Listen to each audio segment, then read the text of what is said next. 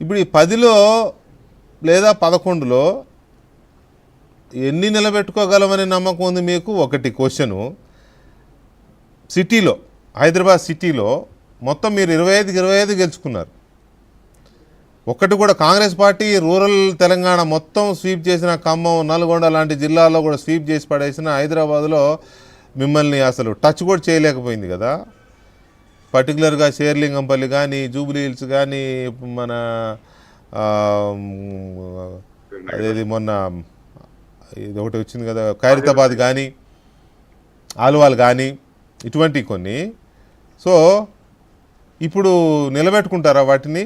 By election వస్తే షేర్లింగంపల్లి, తర్వాత Khairatabad, Jubilee hills ఏమో గోపీనాథ్ గారి స్థానం అనుకోండి, నిలబెట్టుకోగలరా?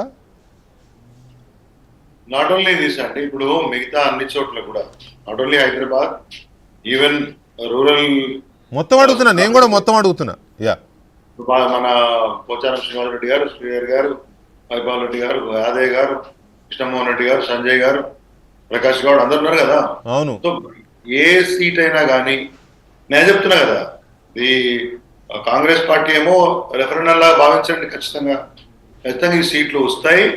మళ్ళీ ఇవన్నీ బీఆర్ఎస్ పార్టీ సీట్లే కాబట్టి ఖచ్చితంగా నిలబెట్టుకుంటాం. అక్కడ ఇంతకుముందు ఏదో కిషోర్ ఏదో చెప్తా ఉన్నారు, మళ్ళీ వస్తే తీసుకుంటారా, పోతారా, చేస్తారా. I don't think so. వాళ్ళు ఉప ఎన్నికలను ఫేస్ చేయాల్సిందే, ఖచ్చితంగా ప్రజాక్షేత్రంలోకి రావాల్సిందే. వాళ్ళు మరి కాంగ్రెస్ పార్టీ టికెట్ ఇస్తుందా, ముందే రాజీనామా చేస్తారా, ఎవరు అంటున్నారు డిస్క్వాలిఫై చేస్తే మళ్ళీ పోటీ చేయడానికి ఉండదని, ఇవన్నీ ఉంటాయా, ఇవన్నీ చూడాలి. But end of the day ఉప ఎన్నిక ఎందుకు ఇంతగా అడగాల్సి వస్తుందంటే, sorry to interrupt you, MLC ఎన్నికల్లో పోటీయే చేయలేదు మీరు, ఎంపీ ఎన్నికల్లో చేతులు ఎత్తేసారు. ఇప్పుడు ఉప ఎన్నికలు వస్తే పోటీ చేయగలరా, లేకపోతే సీరియస్గా తీసుకుని గెలవగలరా? ఇలాంటి సంశయాలు ఉన్నాయి బీజేపీ కిషోర్ రెడ్డి గారికి కానీ, లేకపోతే వీళ్ళకి కానీ. ఎవరికి సంశయం ఉన్నా MLC election different ball game ఆడుతుంది. ఇవన్నీ మా సిట్టింగ్ సీట్లు. అవునవును.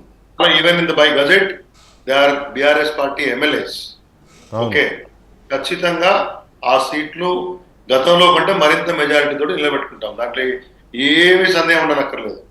ఇది whether it is Jubilee Hills or ఈ అదర్ 10 సీట్స్ కానివ్వండి, ఖచ్చితంగా ప్రజలు ఎవరైతే ఇవాళ ఇటువంటి సందర్భంలో బయటకు వచ్చినారో they will be taught a lesson. నాకు బాగా గుర్తు, తెలంగాణ ఉద్యమం పీక్ స్టేజ్లో ఉన్నప్పుడు కేసీఆర్ గారు దినరాత్రాలు పోరాడుతున్న టైంలో బహుశా 27 మంది ఎమ్మెల్యేలు ఏమున్నప్పుడు ఆయన ఉద్యమాన్ని నెక్స్ట్ లెవెల్కి తీసుకెళ్లడం కోసం అందరితో రాజీనామాలు చేయించారు. చేపిస్తే 16 మంది మాత్రమే గెలిచారు. గుర్తుందే ఉంటుంది మీకు, 16 18, subject to correction, I'm sorry. So అలాంటి ఎమోషనల్ సెంటిమెంటల్ డేస్లోనే అనుకున్న స్థానాలు రాలేదు. అప్పుడు కాంగ్రెస్ పార్టీ కొట్టేసింది మిగతావన్నీ.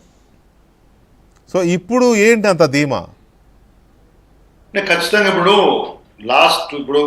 దగ్గర నవంబర్ అనుకోండి ఎలక్షన్, ఒకవేళ వస్తే నవంబర్ డిసెంబర్ వచ్చింది అనుకోండి మ్యాటర్, అప్పుడు 2 years అవుతుంది. పబ్లిక్ చూస్తున్నారు కదా the comparison between the last 10 years governance of KCR and 2 yearsలో పవర్ సప్లైలో ఉండే ఇబ్బందులు చూస్తూ ఉన్నారు, ధాన్యం కొనుగోలులో ఉండే ఇబ్బందులు రైతులు చూస్తూ ఉన్నారు. తర్వాత మిగతా అన్ని అంశాలకు, జాబ్ క్యాలెండర్ సంబంధించి నిరుద్యోగులందరూ మేమేమి కోట్లు వేసి తీసుకొచ్చాం, మీరు మమ్మల్ని మోసం చేశారని యూనివర్సిటీలలో వాళ్ళు ఎమ్మెల్సీలు పోతే నిలదీస్తా ఉన్నారు. ఎక్కడ రైతులంతా బయటకు వస్తా ఉన్నారు. ఒకవేళ ఏపీలో ఉన్న బీజేపీ టీడీపీ కూటమి, జనసేనతో కలిపి ఉన్న కూటమి ఒకవేళ వచ్చిన ఉప ఎన్నికలు వస్తే ఆ కూటమి ఇక్కడ స్టార్ట్ చేస్తే తెలంగాణలో ఎలక్షన్లో కాంపీట్ చేయడం, ఐ డోంట్ థింక్ సో అండి. That will be detrimental to BJP అనుకోండి. సరే బీజేపీ అటువంటి నిర్ణయం తీసుకుంటుందా లేదా నాకైతే డౌట్. పోయినసారి నాకు తెలిసి జనసేనకు కూడా 2 సీట్లు ఇచ్చినట్టున్నారు ఇప్పుడు అసెంబ్లీలో. బట్ పరిస్థితి ఏంటో నాకు తెలుసు.